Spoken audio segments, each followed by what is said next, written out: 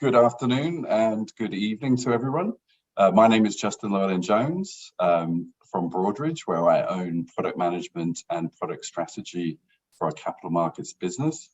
And that's a portfolio that encompasses products that span the entire life cycle, from trading to trade management, clearing, settlement, finance, and accounting, and everything in between.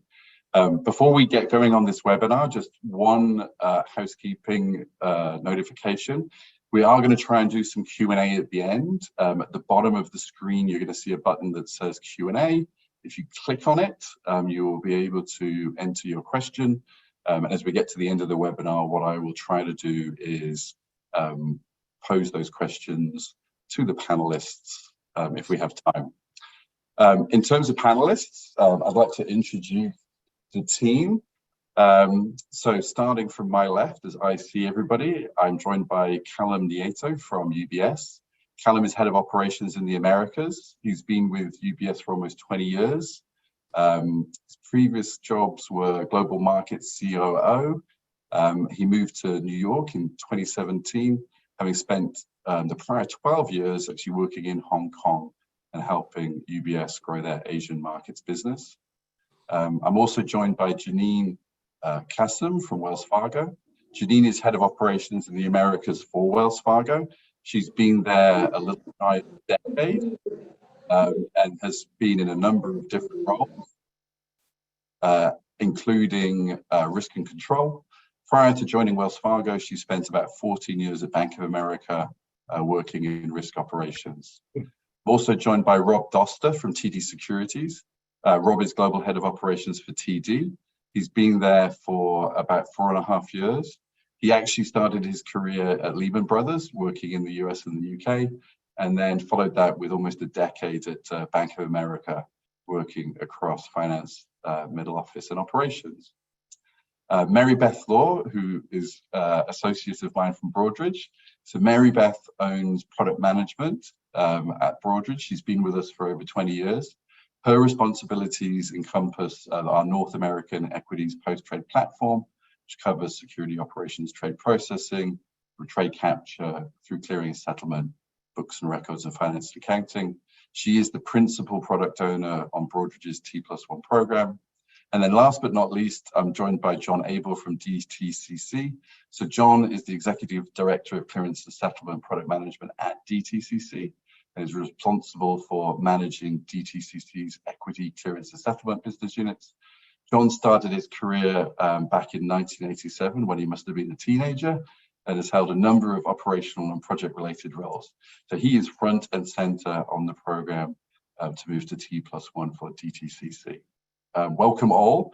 So let me just talk about the objective of this webinar, and then we'll get going.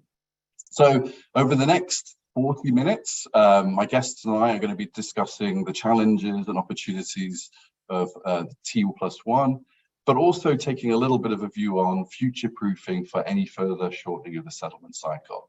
I think, as we all know, the transition to T+1 is now set for May 2024. Canada gets to go a day early on May 27th, and the US follows the day after on May 28th. The majority of firms that I've been speaking to are now accelerating those programs following the February final ruling. And of course, there's a lot of evaluation and analysis going on around technology and operations. As I said, today we're going to take a bit of a forward-looking perspective on what is coming over the next 12 months. And then we're going to have a chat about the transition in anticipation of sort of potential changes beyond May, as we look towards a potential same-day settlement or T0 world in the future. So welcome everyone. Thank you for joining me. Let's kick off. So I think, with the exception of a couple of outliers, the industry is now locked in on best practice and approaches and transition dates. So what I wanted to start by doing is just a quick fire question on testing readiness and any concerns you might have. So John, why don't we start with you and get the DTCC's point of view? Sure. Thanks, Justin, and good morning, good afternoon to everyone. At DTC, we've pretty much taken the lead on industry testing effort. We've conducted a number of industry testing working sessions. We produced a number of industry testing documents. We have completed our T1 build. We successfully deployed all of our T1 code into our test environment this week, actually just completed yesterday. That gives us roughly a 6-week shakeout period before we open up the industry testing system for member testing on August 14th. The testing itself is scheduled to run for 20-week, 2-week sessions, which is about 9 months worth of testing, which takes us right up to the implementation date of May 24th, 2024. So I feel pretty confident in saying that we're in pretty good shape, at least as far as testing goes. Thanks, John. Mary Beth, why don't you give the sort of technology vendor perspective? Okay, so here we're tracking overall well as well for testing. We have also completed all of our code. We've set up a test environment. It's ready for clients to be shaking out right now, has been since early May. And just this week, we've connected with DTC, right? So that the shakeout can continue. And the goal here is really to get clients to be ready for industry testing. I think we do have a concern that we're tracking right now. We are tracking client participation in the test region and participation in the shakeout period. And right now, it's not really a high level of testing. So it's a concern that we're looking at and trying to work with clients to mitigate. So with the goal of being ready to get the most out of industry testing come August. Thanks, Mary Beth. Callum, how's UBS looking? Yes, we will be ready for industry testing. There's a lot of complexity for an institution like ours. It's just the sheer number of different types of flows and capacities within which we operate, and therefore the number of legal entities and associated systems we have to line up. But yes, we're code complete for the most urgent ones that we'll need to test for ahead of August and September and that first round of testing.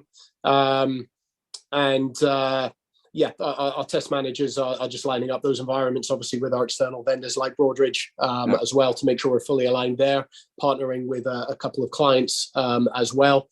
I guess our testing sort of slightly bifurcated. So we've got the industry testing, making sure that we're lined up with, batch jobs and various settlement lifecycle timelines that will change. But about, more than half of the work we're doing for T0 isn't actually aligned to the cutover itself. It's really around improving internal efficiencies, and the testing associated with that will actually be out. We will be delivering outside of that sort of May go live for next year, and just throughout, because it will benefit us under T2 or T1 cycles as well. And Rob, how about you? How's TD looking? Sure, I would say, up until we actually do start to participate in the industry testing, all the work that we've been doing thus far has just really been internal, right? So looking at our systems, our data, our technology, our behavior, a lot of it has been internal, and so I think we've done a lot of work to get to that preparation. Obviously, as we go live with this or we get to industry testing, as we get outside of our control environment is going to be key, right? And so I think we've kind of broken our approach into, I think we have about 10 work streams at TD Securities, and we kind of really break them into kind of 4 areas, right? One is around data, second is around technology, and then business operations is sec lending, and the last one is behavior. So those first 3 categories, right, are all kind of within our own control to be able to prepare for it. I think we're looking pretty good. The last one, behavior between clients and sales and trading, is really the hardest part, right? And so as we start to think about that industry testing, I think this is a key area for us to focus on, as an industry, but also across all our firms. Just how do we all fall in line together as we start that testing, and hopefully then give that a level set to get to the standpoint next year. Yeah. And Janine, how are Wells looking?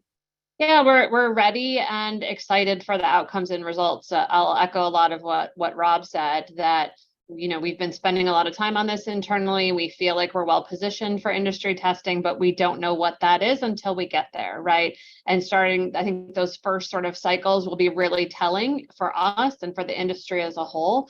and being able to react to that and react to any issues that come out of that in a timely fashion are kind of the things we're thinking about at this point, so that we're really poised to take that action, right? It's wonderful to have the number of cycles that we do, but we'll need to be really agile about implementing any sort of fixes, changes, behavioral changes, so that we can best take advantage of those cycles as they progress. Yeah, I think it was right. I'm going to just echo something that all three of you were saying there, which is it's almost find a buddy time, right? So the testing really requires industry participation, and actually finding people that you can test with and work with is very important. Definitely something that was mentioned a lot post February, and I think DTCC has been echoing that as well, right, John? Yes. Okay, thanks. So it sounds like you're all ready, which is great. That's fantastic. So let's talk about a couple of the thornier issues. So then one of the areas or sort of big topic of conversation in recent weeks has really been the impact outside of North America. So as the US and Canada transition to T1, sort of especially given the complexities of different transition dates, there's been sort of, I think more focus on, well, how is that impacting Europe? How is that impacting APAC? So Rob, why don't we start with you? Why don't you give us your perspective on sort of any cross-border concerns that you may have from TD's world? Yeah, sure. So, across all of us on the panel, right, we operate as global dealers. We support transactions, with counterparts in different jurisdictions. And we also most likely kind of move risk and positions around, our legal entities in our regions, right, internally. And so I would say, as we started to go into this with the US and Canada, we're not close enough to merge on the same time or at the same time. It's great to see that come together, right? So that's been a huge relief on our side. It is a day difference, but I think a day difference is a lot easier than a couple months difference, or if it was different times of the year. And so I think that's tremendous. We're using this initiative to streamline our infrastructure internally, right? So we talked about kind of all of us are kind of preparing our own firms, but this gives us a real drive to really get better at our follow the sun model, get better at our consistency across fixed income and equity products. Right, both of them are settling at DTC. Both of them are very similar in nature, but often organizations keep them separate, right? So this is a big push to bring some of that stuff together. Going back to the client side of things. So clients are always different, right? So our clients in Canada are different than our clients in the US and Europe, and so making sure that we manage that client difference. Settlements, relatively the same, but there is difference between settlements versus US and Canadian securities. Whether or not it's processing or a book of records or our technology sometimes isn't always the same. And so this is an opportunity to kind of harmonize with the settlement. So I think a big positive is that US and Canada did come together really at the same time, which is tremendous. If it wasn't, I think you'd see me in a different light right now. But as we get to that, I think that's been strong. And I would say the other positive side is we did a lot of work with the post-trade modernization in Canada prior to a lot of the work that we started with T+1, and so that had been a start and stop for a couple of times or a couple of periods. But I think that work that we did really allowed us to participate more in the industry forums, to think about the challenges sooner than T+1. So being prepared for that, I think it's helped us to kind of get into this position that we are today. Thanks, Rob. And Callum, why don't you give us the sort of the buy side perspective? How are UBS sort of talking to their clients about this change?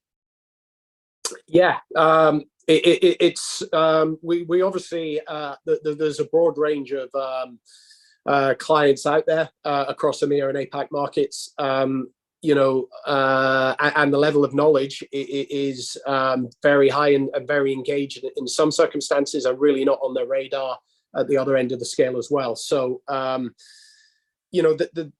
obviously the time zone is the biggest issue. So, the US end of day and after market close is late evening, early morning in EMEA and APAC, and that ability to merge trades, handle FX allocations and affirmations during those time zones is going to be a problem. So we've got some large clients who are looking at changing their operating model, standing up, night shifts to handle that, or shifts related to either located in the US or overnight shifts for some of their India teams. And then we've got, smaller clients in APAC and EMEA and medium-sized clients that are struggling at the moment, so that we haven't really figured out all of the answers to that yet. From a broker-dealer perspective, that creates two challenges, and I've seen a Q&A question come up on it already. We've got, compliance with this Rule 15C62 around the requirement, to complete allocation confirmation and affirmations by T0, exactly how that is going to be interpreted by our regulators, and what is expected of broker dealers around that is an open question. It's not going to be a huge part of the overall flow. I don't think that will potentially have issues complying with that, but it will still exist, and it's not clear what the tolerance levels will be. If clients are not structurally set up to achieve that, but it's certainly going to be a problem. And obviously it will impact settlement efficiency as well. So if they're not allocating and affirming before 9 o'clock, then it means we miss the CNS, and also the night cycle cutoff. So we're dealing with more expensive DTC fees. Settling bilaterally via the DTC is obviously a drain on cash and stock inventory and operations resources as well. That will all create challenges, for broker dealers, custodians, prime brokers, etc. So, we are, as a lot of peers and yourselves, Justin, and the DTC are all outreaching, trying to continue that education process. We're engaging with regional SMEs and having a lot of one-to-ones with clients at the moment. To improve that, we're making them aware of, tools available from the DTC. That toolkit is very important to make sure they understand what's available to them. There are different solutions for different sizes and types of clients. We're also, interestingly, looking at Delta One swaps as an option for certain hedge fund clients. It's funny, my career until I moved to the US was all about going the other way. So making APAC markets accessible to US clients by a swap and the operational efficiencies that can provide. And now we're sort of doing it the other way around as well. Now that's not an option for all of our clients, but certainly an interesting one to take away some of that operational complexity via swap. Pre-allocations of trades is also something we're looking at as well. But right now we don't have all the answers, to be honest, and it's important that dialogue continues, and clients sort of wake up to the problems here. It's a bigger problem than some of them certainly realise at the moment. That's a fantastic segue, I think, into the next question that we were talking about ahead of the panel, which is what are the sort of challenges left to resolve, and where are we seeing the sort of biggest impacts in operations when we're operating in a T1 environment. And Janine, Callum is right. There's a lot of questions coming through at the moment around affirmations and allocations. I think you did a nice job of covering that, Callum. But from your perspective, where are you seeing your time being spent right now as you're sort of assessing impact and looking at change? Sure. As you said, I think Callum hit on a lot of it, so I'll try to just expand on it. That sort of making sure that everyone has clarity. So doing things like this, so we're talking about it, getting things out there and getting everyone in the industry on the same page. Whether it's, clients, buy-side custodians, ourselves, making sure we feel the same way, that we're interpreting things the same way, and that we're driving for the same behaviors. I can't think of a more pointed example of where we really need to drive consistency. And sometimes we strive to be differentiated, right, as a means to, get increased revenue, get increased business. But until we sort of get over the initial hurdle and until we go live and sort of flush out those initial challenges in the first 90 days, really driving as much consistency as possible across our firms, across our behaviors, will, I think, be really key. There's been a lot of talk about starting the change now, start to change your operating model now, start to change your behaviors now. And I think we need to step it up, all of us, and and do that, right? And push our clients to do that, to have those conversations, as Callum said, so that we are striving to do that as we move into that testing period from a more technical perspective, right? Maybe the thing that worries me the most is if we have challenges as we start to execute testing, do we then run into, you know, sort of we back off from the good conversations, from the client engagement, so that we can make sure that there's education and that we, you know, are really getting on the same page as it relates to that. I always say when I am asked the question, like, you know, what keeps me up at night? It's the thing I don't know. It's the thing I haven't expected yet. So talking through all these things that we're expecting, right? And then there's going to be the one thing that we haven't thought about and we haven't talked about. So the more that we can, you know, drive to that consistency and drive to that good communication, the better prepared we'll be when we do have unexpected things to react to as well. Yeah, you're right. That's a very good point. The more consistent we can be, then it's much easier for us to all react when those unknowns come up. And John, from the DTCC's perspective, and you know, there's obviously a tremendous amount of outreach and education going on. You know, where are you seeing the most questions come in? Where are you seeing the kind of areas that people are focusing in on around kind of impact and concern?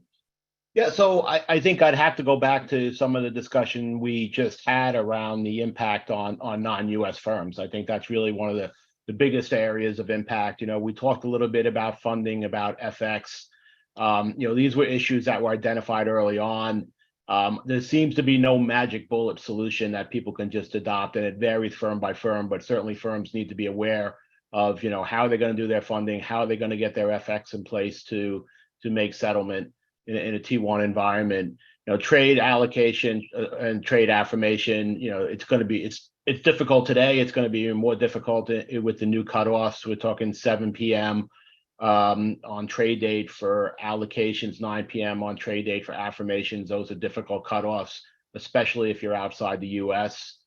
You know, if you think about Asia, I think it was mentioned earlier that you know, coincidentally happens to be the morning of Asia, so maybe there's some opportunity there. But in Europe, it's the middle of the night, so that's certainly going to be a challenge. Allocations basically start the whole process, and a lot of the allocations don't take place until the close of trading in the U.S. You know, does that have to stay that way? Is there an opportunity to do allocations earlier on in the process? You know, what is the plan for firms to make these new cutoffs, right? There are industry solutions that are available, some of them supplied by DTCC. There are other solutions out there as well, but certainly they warrant taking a look at. So as a way to kind of bridge that gap. I think in addition to the non-US firms, there are certain types of securities that are also going to be somewhat problematic. So if you think about ETFs with non-US components or ADRs, some duly listed securities that had traded markets with different settlement cycles, you know, those are going to be somewhat difficult to manage. They create some inventory problems. It's not that we have, as an industry, haven't experienced this before. If you think about when Europe went to T2 in 2000, I believe it's 2014, and the US went in 2017. So it was this out of sync for 3 years where we managed to continue to process these ETFs and ADRs and duly listed securities. But, you know, obviously being out of sync is not ideal. We can manage it, but it's not an ideal solution. I think people just need to be aware of it. And Mary Beth, just a quick word from you. I know from a Broadridge perspective, I'm sort of echoing something that Janine said here about preparing now. I think what we've seen is that we're already seeing higher affirmation rates. We're already seeing allocations occurring intraday. I mean, anything else that you think the industry needs to be looking at, or what you would advise our clients to be looking at this point?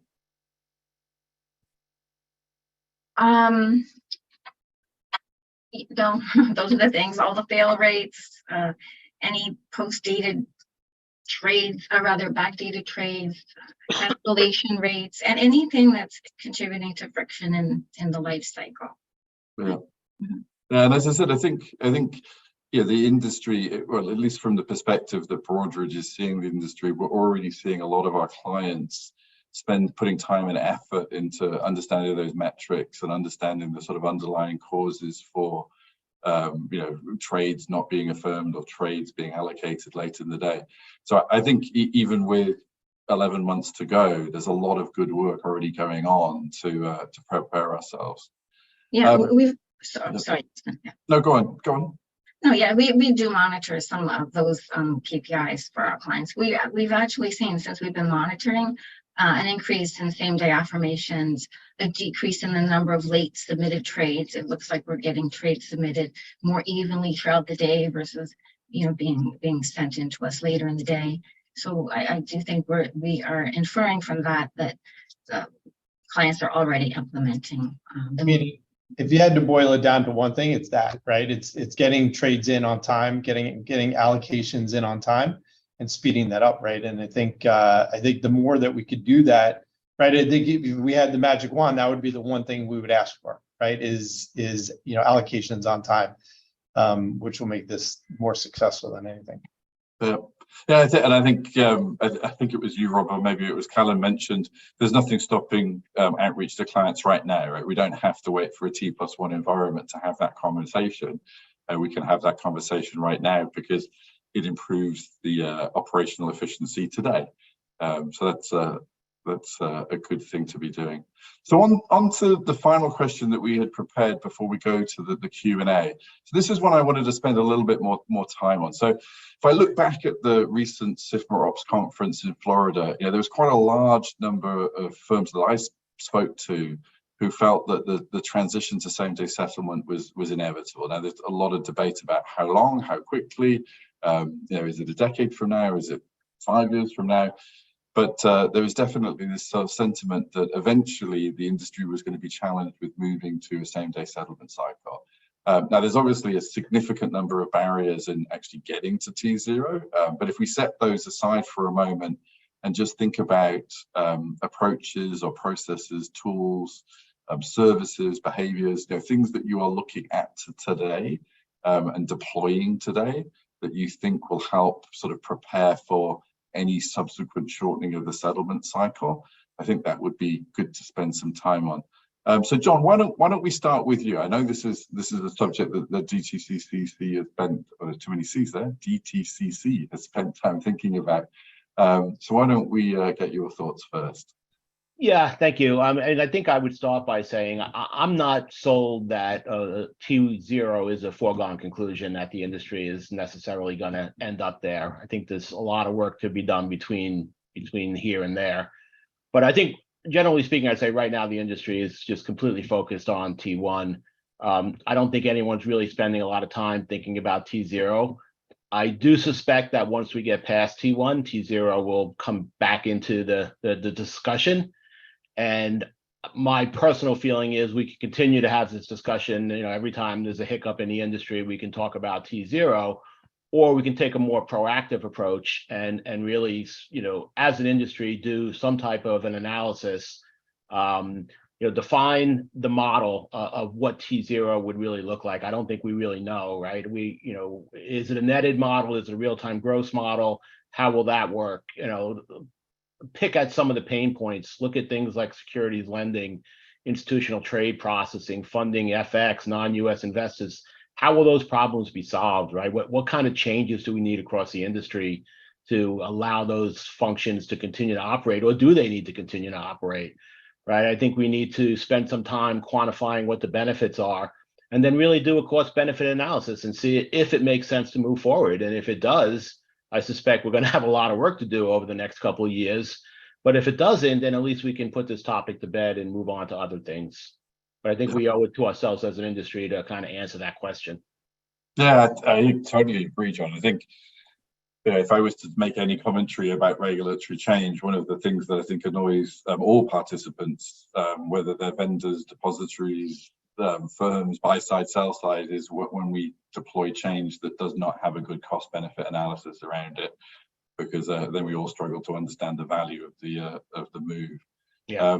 So Mary Beth, from a technology perspective, is Broadridge doing anything at the moment in the sort of getting ready for T0 or same day settlement space?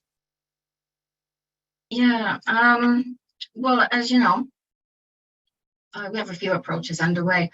I do echo what John said. We don't know what T0 will look like, but we do have some features of our system today that can be activated, right, to achieve efficiencies in the shortened settlement T1 environment.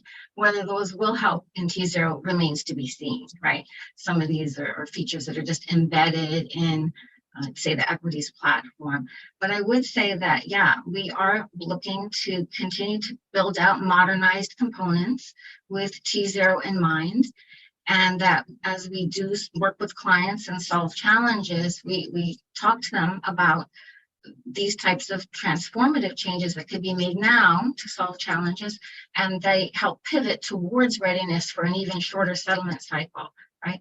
So these modernized components are changes that we're making to increase operational efficiencies by providing services that are across asset classes and across geographies.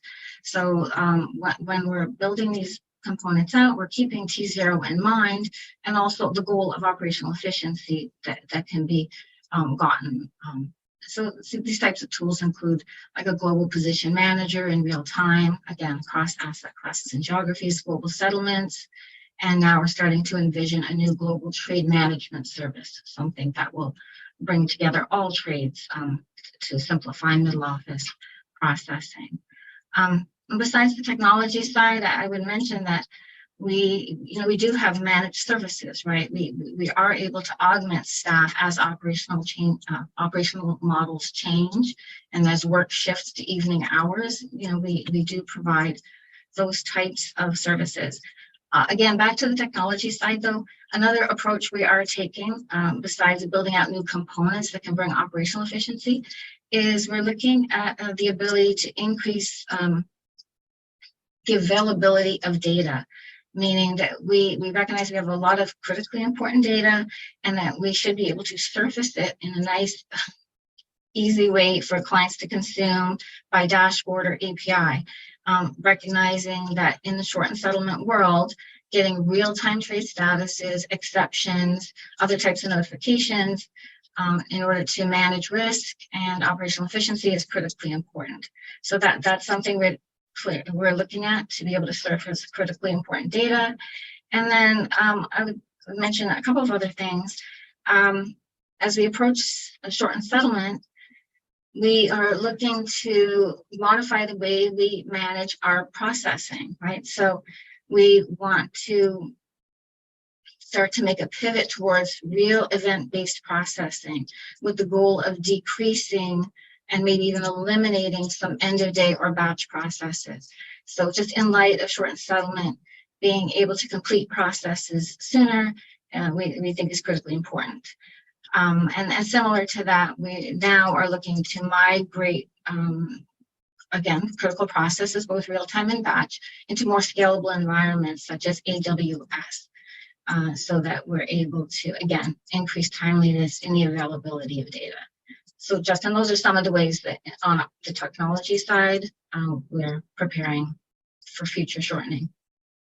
We could probably do a whole webinar on data and data strategy, so I'm not going to go disappear down that that one. But thanks, Mary Beth. So Janine, Wells Fargo, I think some of the stuff you were talking about earlier on was also sort of incorporating change into your T1 program now in preparation for T1, but also then forward looking beyond to that transition date as well. So why don't you just give us a few minutes about what Wells is doing? Sure, agreed. And I think, look, regardless of whether T0 is a reality or not, the efficiencies, the risk mitigation that we get out of shortening the settlement cycle and continuing to progress along that path are something that we're all interested in.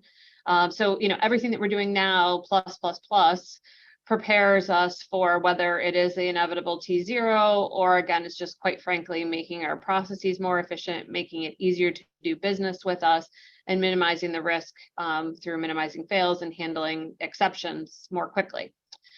So from our perspective, I think, it's been really powerful and impactful to leverage the enhancements that DTC is providing, that Broadridge is providing, and other vendors as well. So match to instruct, We're implementing same-day trade recons with Broadridge, though all of those things are leading to better efficiencies, better, more transparent data for where we need to focus our efforts.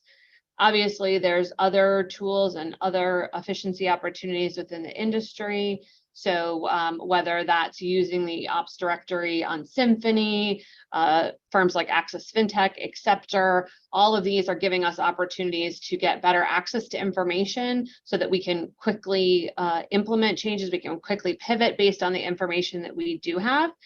But I'll make a nice loop back to my earlier point, which is consistency is really helpful here too, right? A lot of these opportunities are only as powerful as all of the firms that we have on it, right? So the more of us, the more of the buy-side clients, the more of the custodians that are using these tools as well, the more powerful and impactful they will be in creating efficiency for all of us.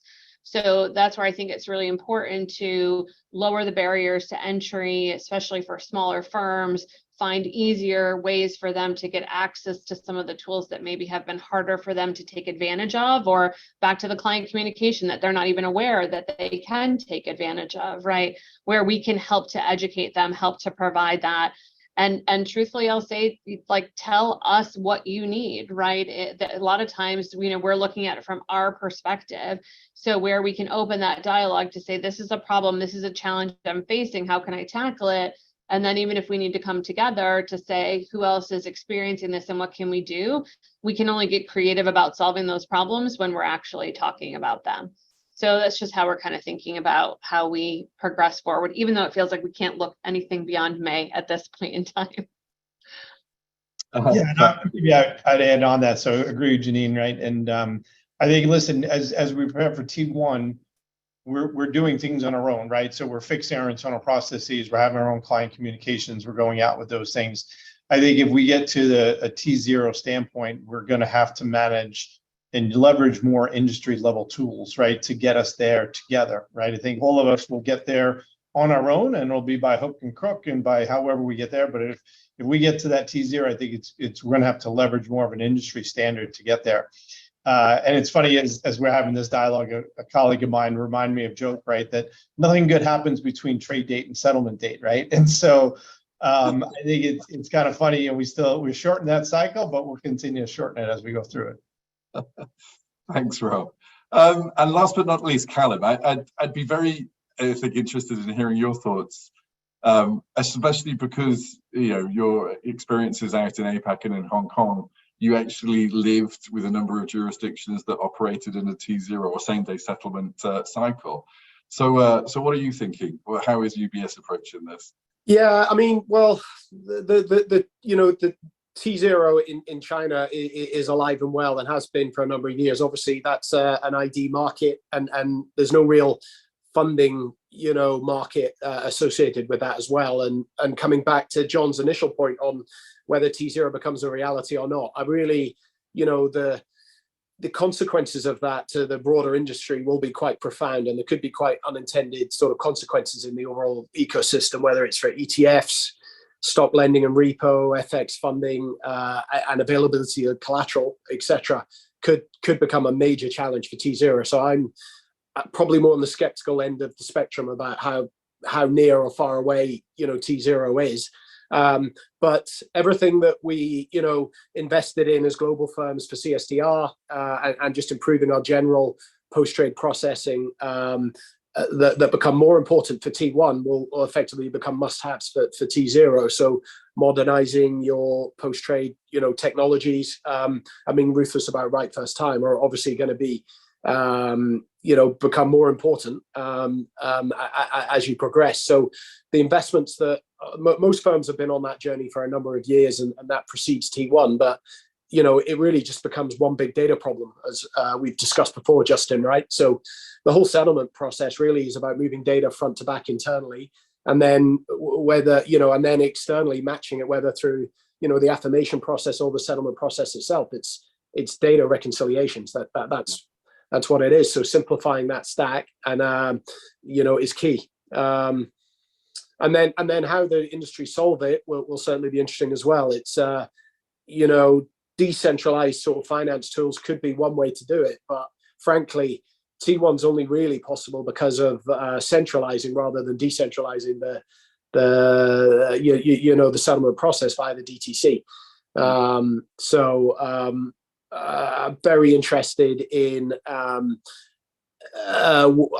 T0 may actually work in practice and what the industry comes up with there. But everything we're doing to be ready for T1 definitely moves us towards being more ready for T0, however it looks. Thanks, Callum. So we have just a few minutes left. So I've just been scrolling through the open questions. I think we answered the affirmation allocation questions 15C62. There's definitely some questions around front office applications, which I'm not going to pose to you, but we'll take that away and maybe we'll try to do a webinar in the future around the impacts of the front office. The one I thought I would pick up, John, is the sort of discussions around securities lending. And maybe you could just kick off with your thoughts around securities lending, and then Mary Beth, to give you just a moment to think about it, I'm going to come to you afterwards and get your thoughts as well. Yeah, so I mean, security lending has been a hot topic right from the beginning. There's been a ton of conversation, a lot of back and forth on it. I think where the industry has landed is that it's not really the lending that's a problem, it's the recalls that's a problem. And the industry has agreed that recalls could be processed up until 11:59 p.m. And then they would have a 48-hour window to settle, which is pretty much what they have today. And then there's there's a potential buy-in window there as well. But that's where we've landed, for better or for worse. Thanks, John. And Mary Beth, any thoughts on this topic? Well, just on the stock loan recall, the challenge being the data that's available on the night of T by 11:59 p.m. So, so there's work being done around that, what can change in the way systems run and the way data becomes available so that we can get a really good projection out for clients. So I think it's really just the timeline challenge it's really a data challenge for a service provider like us. And I do think there continues to be a bit of friction on the Canadian side without alignment to the US cutoff time. So I think there's work being done to make sure that cutoff times align. There's still more work to be done. Rob, Janine, Callum, any comments on this before we close? We got it covered. Okay, cool. All right. Well, 1 minute to go, I'm going to close. I'm going to thank everybody for participating in the panel. Thank you very much. I think based upon the questions, what we'll try to do is have a follow-up panel maybe at some point, and maybe we can dig deep on data, and maybe John, you and I can have a chat about whether or not we need to go reaching out to the front office vendors and get them involved in a conversation as well. So as I said, thank you very much. I hope our attendees found it useful. Mary Beth, Janine, Rob, John, Callum, thank you for your time and thank you for your participation. Have a good evening. Thank you. Pleasure. Thanks for hosting. Bye.